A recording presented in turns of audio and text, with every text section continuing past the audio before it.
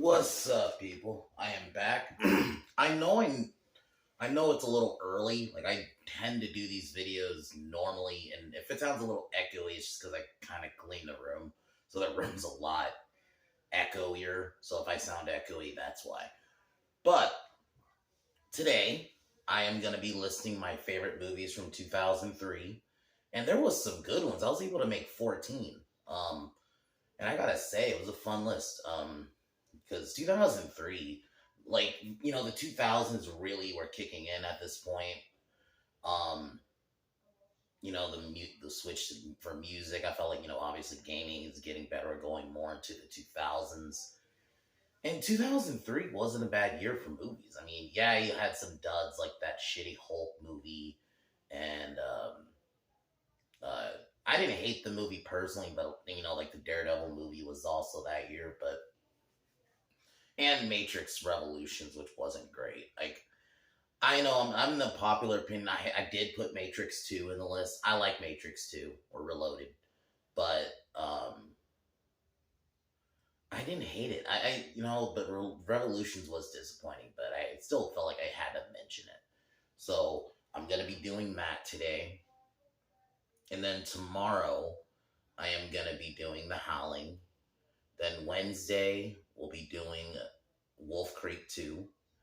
Also, I'm gonna probably be checking out a movie Steve recommended me. I'll probably watch it on Wednesday, but I'll probably review that movie. I gotta look at my Twitter messages, but I'll be looking at that and review. I'll probably be watching it on Wednesday, but I'll probably review it like on Saturday or something.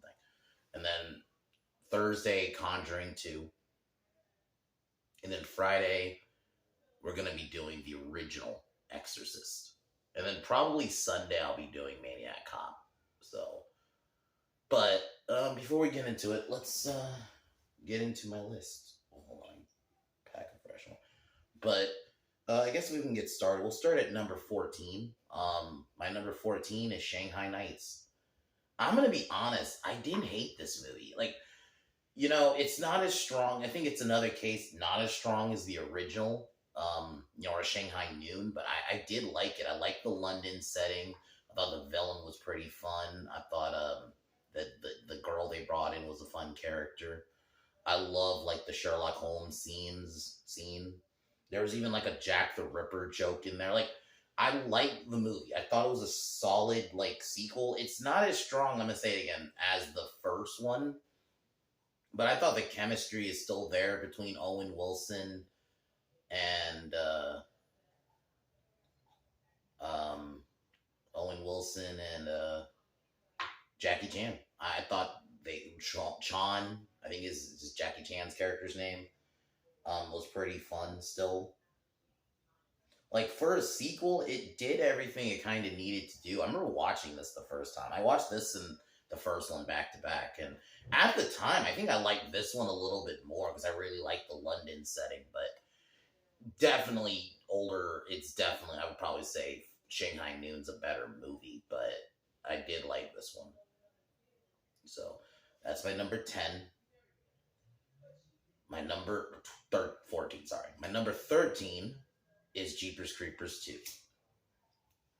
Jeepers Creepers 2 is another one where the first one is better, but I do like the sequel. I like the isolation aspect where you got these kids, because they're going from a football, I think it's a basketball game. They're coming from a basketball game and they're stuck. One of the creepers' blades hit the wheels and they're stuck in the wood and they're stuck in the middle of nowhere. I do like that element. That's one of the reasons I really love this movie.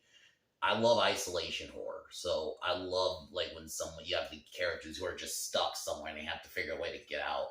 And that scene when the creeper's like climbing on the bus and it's smelling the kid's fear, that is creepy. Like the creeper is still genuinely well done in this movie. Even the scene where the one girl's dreaming and you see Derry, which this was just a lazy way to, it's not lazy, but it's a way to get, Justin Long in the movie. But I thought it was fine. I relatively still like this movie. I really think the kills were there. I like the family that was hunting. The Creeper was great. I love the adding, the lore of the Creeper.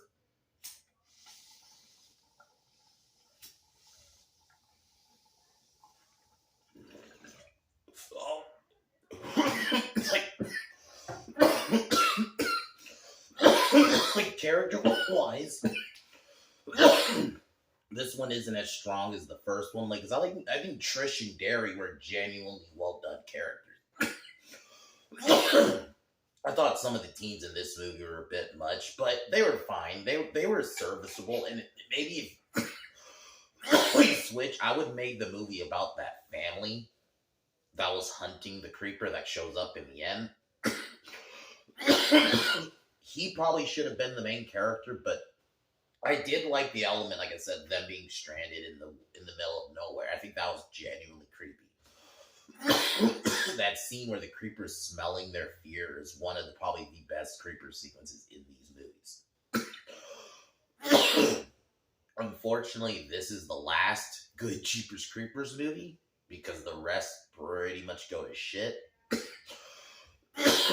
after this. But yeah, I do like the atmosphere too. Like I said, they're isolated in the woods, so it's a lot of woods or being stuck in the bus.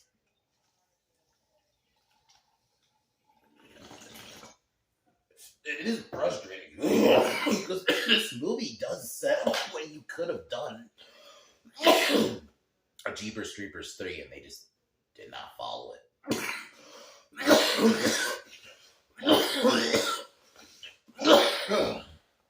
So that's my number 12.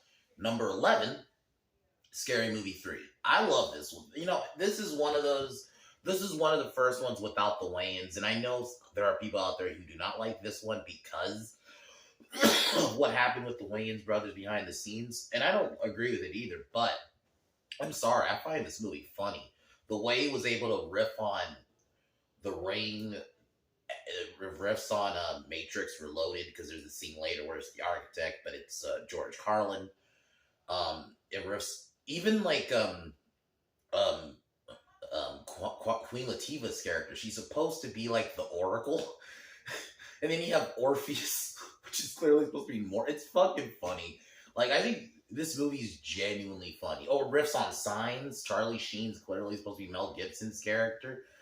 And then the scene where Simon Rex's character goes to the rap battle, and he's fucking Eminem, and he has the KKK hood. It's genuinely funny. Like, I'm sorry, I love Scary Movie 3. I've always had. I think it's just as funny as the first. I tend to watch the first one and the third one. Unpopular opinion, I didn't really like Scary Movie 2. There are parts I found funny, but it just I never found it that funny. So that's why Scary Movie 3 hit harder. The way they riffed on The Ring, I thought Regina Hall's character was great in it. And it was still in that era of like those parody movies where they were still trying to actually still tell a story. It wasn't just, let's just become a reference. And that's unfortunately, a lot of those kind of parody movies became. Even Scary Movie 4 a little bit went into that direction where it was just more about references than almost like telling its own story.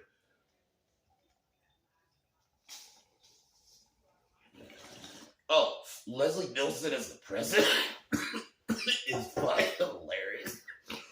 It's my favorite moments in that movie is when he's just the president. Fucking the scene where the aliens kick them in the nuts, and that's how they say hi, and they pee from their hand. It's funny. I thought they did a really good job at riffing on those movies, but still telling its own story. So yeah, I watched Scary Movie 1 and 3 pretty much back to back. I mean, if I do watch the other ones, I'll maybe marathon them, but I typically only do 1 and 3. I just think they're so good to watch back to back. And actually, I like Cindy Campbell in this. What's her name?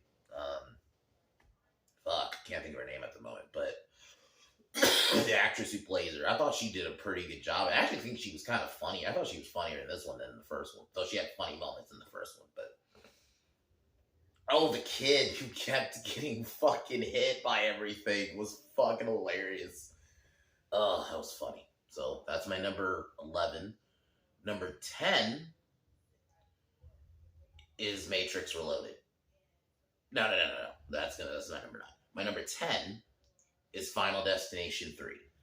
Final Destination 3 is one of those movies.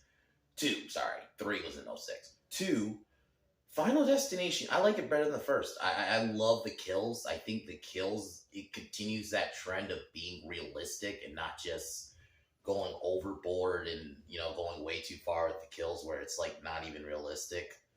Um, but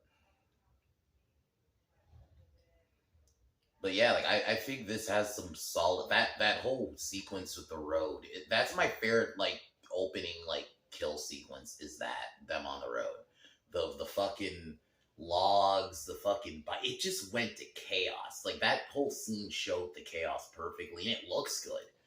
Like when that fucking log hits the cop, like it is like bro. Some of those kills are even the scene where they kill the kid when the glass falls on him and he fucking flattens. Like they do not hold back on the violence in this movie.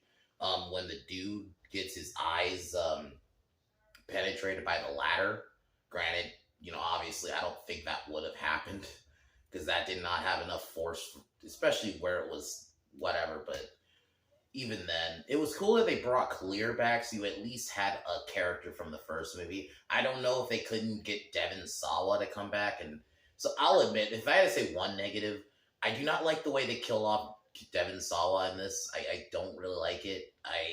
Him just kind of dying like off screen by a brick is a little weak to me, but it unfortunately, when you do deaths like that, it reeks of like you're only doing it because you couldn't get Devon Sawa to come back. So that's what it feels like to me. Like they couldn't get him to come back, so they brought. It was cool that they brought Clear back. I thought she was great. I love Tony Todd in this. I think he's always been great in these movies. He's always kind of like the one that kind of gives the information, like the scene where they go to him. And even just the scenes where they're trying to save him, like that one scene when the way they tie it back to the first movie, where all the characters talk about like what ended up happening and why, unfortunately, because of what happened in Flight 180, a lot of their lives changed, and it's like Death's trying to make it right. And it's also it's easy to follow like Death's rules and all that, and all his plan and all that. It's not convoluted like unfortunately some of the later ones get, but. Yeah, Final Destination 2 has always been one of my favorites. We're on number 9 now. Number 9 is Finding Nemo. Finding Nemo is one of my favorite movies. This is another one of those Disney movies. The whole premise of Nemo just getting lost and his father's trying to find him, and it has been a while since I've seen it. But it's such a good story. Even, Dory's a fun character who, if it's one of those things, I think she was written out a good time because I feel like she would be annoying as fuck now if they had her be a character today. But it's just such a good, feel-good story where you have, like, the sharks are actually, like, herbivores, but unfortunately, because he smells blood, it just kind of snaps and we get a fun little chase scene. It's the way they do the underwater world is great. And hey, stoner sea turtles, come on. Totally, bro. Like, come on. It makes sense. I love it. This is back when Disney was still, like, a lot of have fun movies where it was for all ages. You could have little jokes like that where they're clearly supposed to be stoners. They just don't say it, but come on. But yeah, it's a fun, feel-good movie. I remember when this came, I remember seeing this in the theater. This was, like, a big deal when it came out. Yeah, so I had to, of course, put it on the list. So it's been number 9. Number 8 is The Last Samurai. The Last Samurai is one of my fucking favorite movies. It is so incredible. It is so good. I mean, I remember seeing it the first time when we find out, Colonel, and it's actually, I don't know if it's based off a real story, and people get the movie wrong. They think Tom Cruise Williams character, William, I think that's his name. It was the last. No, it was Hiroki Sanada's character. They always get that wrong, and that's why you get these weirdos who say it's a culturally appropriate. No, it's a great movie about a man learning the ways of the samurai. That's almost how I look at it. I just look at it as straight up. If you want to learn how to be a samurai, this movie's like the perfect way to teach you. Fucking Ken Watanabe was so wise. He is such a great actor, and I really wish he was used more and more stuff. Like he's one of the few only positives I have about Godzilla 2014. So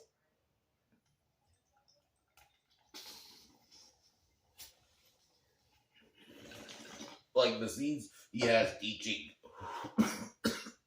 Tom Cruise is just so well done and alive. And it is an emotional film. And like I said, it is a little, I don't know if I'm not going to call it dark, but it is a little like, some of the themes are a little hard hitting. So yeah, you might get emotional watching it a little bit. But it is a great movie. And just the aesthetic of it. I love just the shots of ancient, Japan is just well fucking done. And Hiroki Sanada he's quickly becoming one of my favorite actors. I mean, I think this is one of the first movies I probably remember seeing him in was this and like Rush Hour 3. But I mean, he was so good in this, and it is a sad ending. And I'm actually gonna definitely review it for sure. I don't know when, maybe towards the end of the year, but I'm definitely gonna review it because it is a fucking phenomenal film. So that's my number 6. Yeah, I'm trying to make sure I got my numbers right. Yeah, number 6. My number 5. No. Number 7 was this. Now I'm number 6. Fucking hell. Number 6 is Matrix Reloaded. Sorry, not Revolution. I know people hate the Matrix sequels. I don't blame them. I get the idea of liking the Matrix as just a one-off movie, but I like Matrix Reloaded. I think it was a perfect sequel, and if they had stopped here, it would have been better, because Revolutions was pretty disappointing. Aside from the Agent Smith Neo fight, it really wasn't that good. But you still have fucking Agent Smith's in this movie, and I actually love the twins. That whole fucking chase scene on the highway is fucking awesome. And I love Morpheus is also involved more in the story in terms of fighting. Like he's not just because like don't get me wrong, I love the first Matrix, but I felt like Morpheus in the first one was, and I understand what they were going for. He was supposed to be more of like the guiding, kind of like the Yoda. So in this, they're like, let's let Matrix, Morpheus show off a lot of his skills. I like the Merovingian, I think is his name. I like him and his wife Persephone. I like the world it built. And I like the action. And I thought it was a good continuation. And they didn't go overkill with Neo. And there was still you're still in the Matrix. I think that's one of the reasons I did not like 3 that much. There was too many scenes outside of the Matrix. It was cool seeing the Nebuchadnezzar and some of that, but I don't, like, to be honest, what made the Matrix movies was being in the actual Matrix. And this one at least still had that. And I actually liked the key. The key collector or whatever his name was. I thought he was a cool character. There was still good lines. And I'm sorry, that chase in the end was fucking badass. That always got me pumped. I remember seeing that in the theater. And it just feeling so cool. So yeah, I'll admit it's a little nostalgia for me. And I understand it's weak. It's definitely weaker than the first one. And I don't blame people who are in the camp of Matrix is just a one-off movie. I don't really blame them for wanting to be in that kind of camp. But I'm sorry, I love Matrix Reloaded.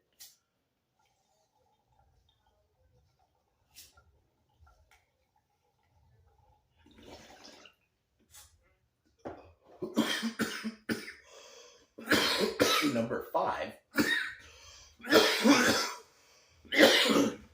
is The Lord of the Rings, Return of the King.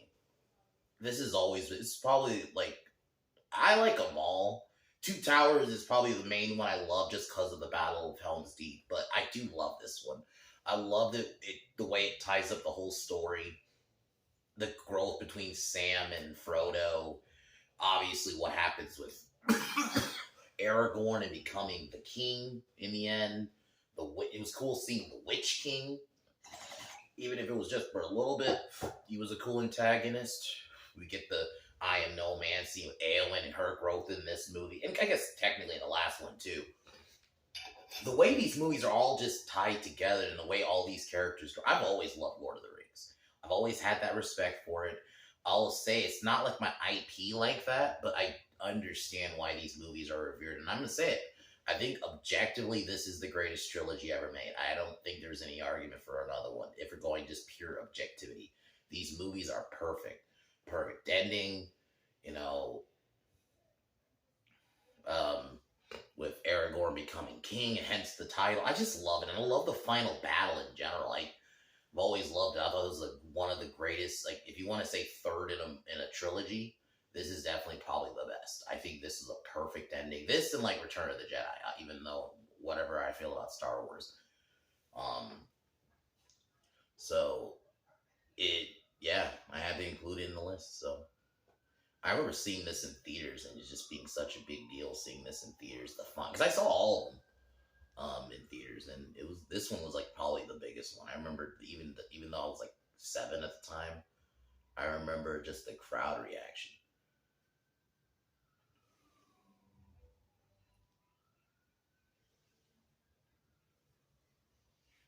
My number 4 is going to be Freddy versus Jason. I know it's actually no. My number 4 is not Freddy versus Jason. Texas Chainsaw remake. This movie was great. I love this one. I think it's a great trilogy. I think it's a great remake. It's one of the better remakes too. I actually think it's my favorite. If we're going of like that horror remake of the time, this was definitely one of the better ones. I actually think this is a case where I actually think the remake's a little bit better than the original. I love how hard hitting it is. R. Lee Ermey as Sheriff Hoyt to me is the scariest Texas Chainsaw character. He was fucking scary in that movie. I just think R. Lee Ermey in general is just a great actor. He's a great character actor. He knows how to. He was scary in Full Metal Jacket. Maybe not in the same way, but he was intimidating in that. So him to go from that to because he starts off like normal, and you think he's on their side, and then you find out he's part of the family. The family element is what makes that movie. And Leatherface in general, I like his look. I think he's scary as fuck. I think it's uber violent. He had good enough characters. Jessica Biel was a good final girl. I love the chase in the end. And I love the atmosphere. The rain gave it that creepy element. And yeah, I think to me, this is a case where I didn't see this because I wasn't into horror at the time. I would have loved to have seen this in theaters looking back though. Because I think it would have been good. Yeah. Open up the window, dude. Okay, we'll do it live. Second. I'll do that after the video. But I'll just keep that in. I don't feel like doing a retake. I'm gonna be honest, guys. You heard my dad there. So I'm just gonna keep that fucking in. I don't really want to do a retake. But anyway, the remake was a case where they didn't try to just do they got everything right about the original relatively. But I think the original, there's a little hokiness in there. It's the 70s. It came out in 1974. So there's going to be a little hokiness in there. But they still managed to tell a great story. So, yeah, I think they delivered. The kills were there. Sheriff Hoyt was a great character, and I'm happy he was in the beginning, which was technically supposed to be a prequel for this version of Leatherface. That was actually also really good, but yeah. I definitely recommend it. I think this is a case where I recommend going to see this. We're not going because it's not theaters, but seeing it. It's a good remake. It doesn't bastardize it. I actually think it takes it and adds it.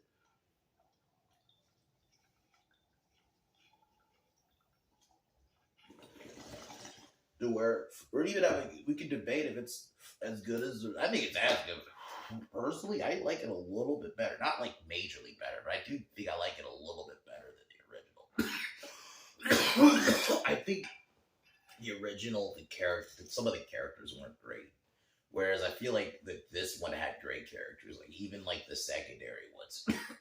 Just Jessica Biel and her like her boyfriend. I liked everybody. They were going to a concert, and they were just traveling, and they picked up a hitchhiker, like classic story. I had fun reviewing this one, so. But anyway, so I'll be on number 3. Number 3 is Underworld. I love this movie. This movie, actually, before I go to number 3, I left out one, and I guess technically this will be 15. This will be an add-in. Freddy vs. Jason. That movie was fucking fun. I love the take. Yeah, it's not great, and I think if it came out in like 80s or 90s, it probably would have been a bit better, but it was a fun little slasher. The soundtrack was great. You had some cool kills. And one of the biggest things I love about this movie, I always say this when I talk about this movie, is how much it fixed Freddy. Freddy, up until that point, was ruined, in my opinion, and as a scary character was ruined. Because really, I would say after 4, it was around after 3, so 4 and on. 4, he had some moments where he was still kind of scary. 5 is really where it goes they go way to the extreme of jokey Freddy. At least this movie, I think, definitely fixes that. Freddy has still his one-liners, but he's still pretty scary. Like the scene where, even though he has one kill, but I did like that scene where he's talking to his brother, and it's like, I'm gonna leave a little message. And the scene where he pops out of the river and he looks like a fucking demon, that looks good. That genuinely looks good. Some of the kills are a bit over the top, which is great. I love how Jason, that scene of him at the cornfield is great. Jason just lets loose on some teenagers.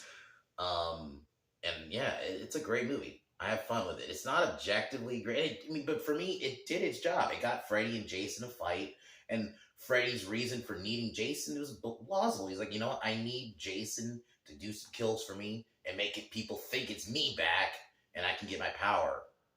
And I actually like the idea of what even we're doing this, like, the cops are trying not to say his name because they're trying not to give him power. That's why they keep the other cops secret about Freddy. It was such a good little story. Only negative is the whole Jason being scared. That was retarded, being scared of water. How many movies he's literally swam? Part 4, he swam. He swam in 6. A couple times, actually, in 6. He swam in 7. Definitely swam in Jason Takes Manhattan.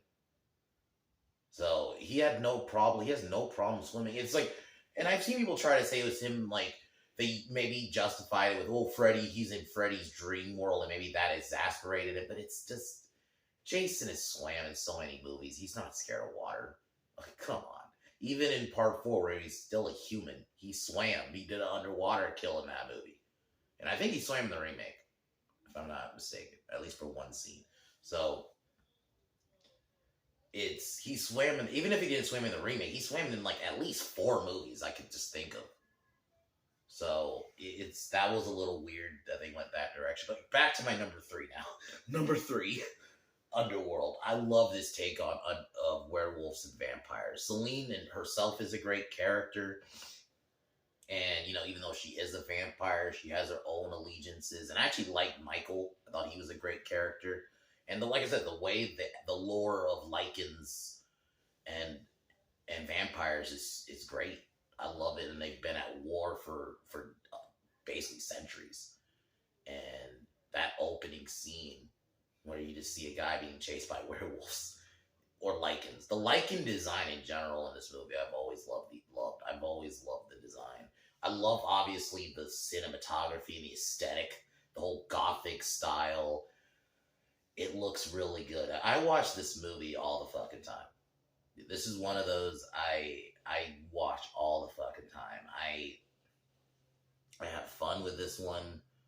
Like I said, the way it explains vampire and werewolf lore is great. And actually, like the whole idea of vampires and werewolves being in this secret war that humans don't know about is great. And Victor is a great villain. I love him as an antagonist in this movie. And I actually think I pretty much like all of them. Even the last one, which isn't, it's probably the weakest, but I didn't hate it. So I, in general, pretty much like all the movies. I think the first two are probably on their own. I actually didn't mind the prequel with Rona Mitra, and then I did actually really liked Awakening. And Blood War is weak a little bit, but it's still decent. Like at least when Kate Beckinsale's on screen, and Nick Charles Dance, I love his addition in those movies later on. But yeah, but the first one is such a good one. I was in shock when I watched it the first time as a kid. I watched this in theaters when it came out. And I remember it being like, I didn't know what to expect. I was 7 years old, so I didn't know what to expect. It's like, wow. I was thinking trench coat. Oh, is it gonna be like Blade? And I guess in a way, it kind of was like Blade, but way darker. So that's my number 3. My number 2 is our movie I've reviewed relatively pretty recently, X2 X-Men United. I remember being I'm not going to go as into this one since I just reviewed it, but it's like, being so hyped for this when it came out. This was like, because I really love the first one. So I was like, oh my God, how are they going to, and they kicked ass with this one. I love the addition of Stryker, played by fucking Brian Cox. He was so good as fucking, he was a great villain. You wanted him to get he's a great villain in the comics too, but I think he really captured that. His scenes with Hugh Jackman, you felt that history. Like when Wolverine first sees him in the mansion. That whole mansion sequence in general is great. I like, even though Magneto's not a villain in the movie, he's still such a big factor. Like, I love the scene when he could have saved the professor. He's like, nope, I'm going to use you. Instead of targeting humans, you're going to target humans now. It's like, wow, that is fucking evil. I love it.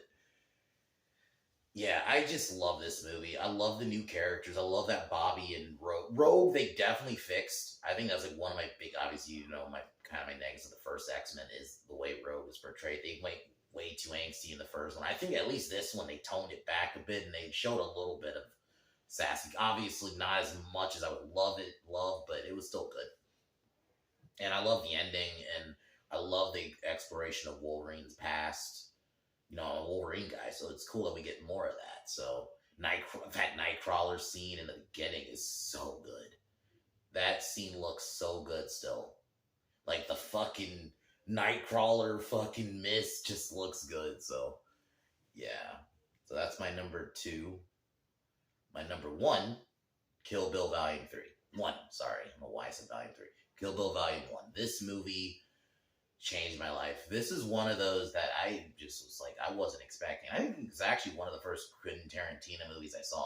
Because I don't think, I saw Pulp Fiction probably after this movie. So I think this was it. This is like kind of what did it for me. I'm trying to remember if I saw it in theaters. No, I don't think I did. I think I saw it after. I saw the second one in theaters. But this one was that opening action scene where I love, like, obviously the way it's, you have that it's not in order aspect where it starts off in the past. You just see a bloody bride about to wanting vengeance on Bill because he fucked her over. And yeah, David Carradine, you don't get a lot of him in this movie. It's more of him in the second one, but I do love that you felt his presence and she wanted vengeance. And I love that fight scene with, I think it's Vivica Fox in the beginning is great, which that present day. Then there's a scene where she escapes, where that's technically, in the hospital, that's in the past. The way it does go through time is pretty good. And then the final fight with fucking Lucy Liu and her crew, man. The ninja fight in the end, the choreography, the music, just everything about it, and the world building, you kind of wanted to know more. Like, you didn't get, like, you got, like, a little bit of a Beatrix, who's the rival, the girl with the eye patch. And it's cool, like, you get a little bit of her, and you want more, because she's not really in this movie. So, You get more of those characters in the second one, but you get bits of them and you kind of want to know more. But just when you get to the action, it's just great. There's even obviously the section where it's animated. I actually really love that section, and I love that blend. Like I remember being shocked the first time, like, wow, they really did that. And then it goes right back to live action. That scene with Lucy Liu to establish her power, she just slices a dude's head off casually, just gets a bam. Is great. She is a great villain. That final fight in the snow is fucking amazing. That is cinema to me. That fight is one of my favorite fights in a movie ever. And when she kills her finally, is great. And then we get the reveal that her daughter's actually not dead. And this is where we actually hear Bill. I love it. I love that movie. That movie is one of those I watch religiously. I'm actually going to probably watch that pretty soon. And I'm just getting a little bit into horror stuff. But I'm probably going to set it aside a day and watch that just because I haven't watched it at least in a few months. So for sure going to watch it again. And that had to be my number one. That movie was like, dude, that is cinema. So anyway, guys, other than that, tomorrow I will be doing reviewing The Howling, which I cannot wait for. It's one of my favorite werewolf movies. And the next Tuesday, the plan is to do American Werewolf in London.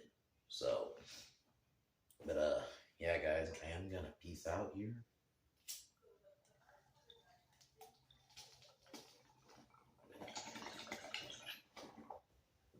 All right, y'all.